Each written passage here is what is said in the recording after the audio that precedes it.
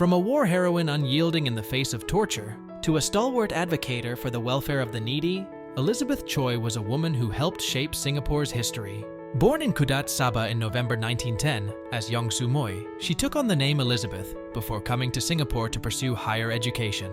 Here, she became a teacher, and in 1941 got married to her husband Choy Kun Heng.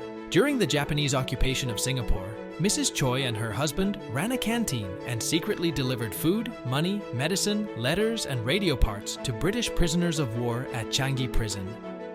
For this, they were arrested in 1943.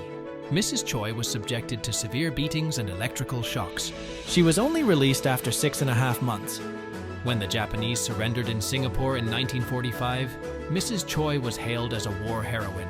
She was invited to England to recuperate. She and her husband also received the Officer of the Order of the British Empire. Mrs. Choy returned to Singapore in 1949. In 1951, she became the only woman member of the Legislative Council. During her 5-year term, she campaigned for the development of social services and frequently spoke on behalf of the needy. In 1956, she founded and became the first principal of the Singapore School for the Blind, a position she held for 4 years. Thereafter, she taught at the St. Andrew's Junior School until 1974.